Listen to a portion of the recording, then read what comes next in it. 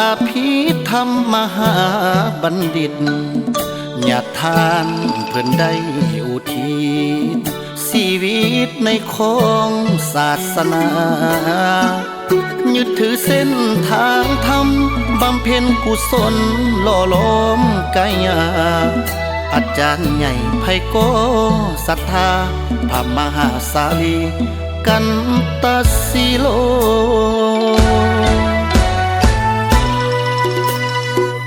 เผยแผ่ศีลธรรมวิปัสสนากรรมฐานเพิ่นได้สั่งสอนลูกหลานอัตตาหิอัตโนนาโถ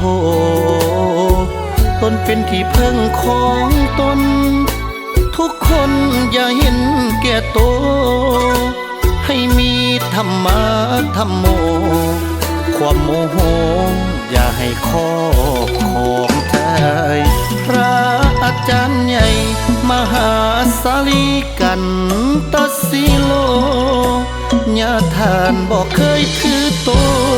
ดำลงชีวิตอยู่แบบเรียบง่า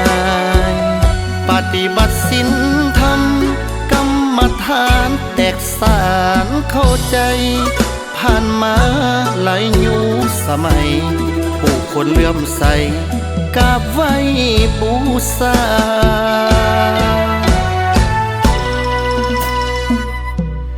สายนามยังงดงามอยู่คู่ฟ้าดินถึงลมหายใจจะสิ้นความดีบ่สิ้นผู้คนศรัทธาพระมหาสาลีกันตสิโลสื่อยังก้องฟ้าท่านจากไปแต่เพียงกายาความดีสร้างมาคงอยู่ส่วนนี้ลันดอน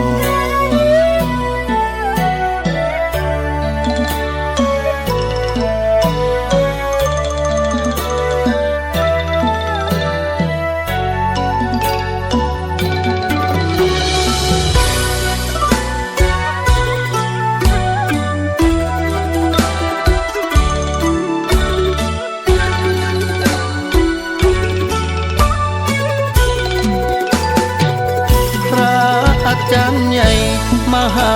สาลีกันตสิโลญาทานบอกเคยถือโตดำลงชีวิตอยู่แบบเรียบง่ายปฏิบัติศีลธรรมกรรมฐานแตกสารเข้าใจผ่านมาหลายยุคสมัยผู้คนเลื่อมใสกราบไหว้บูชา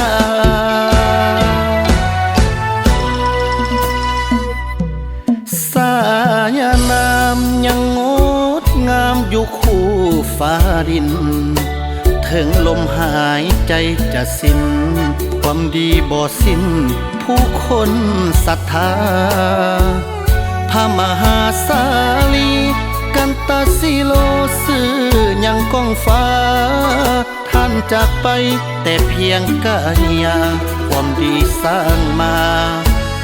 คง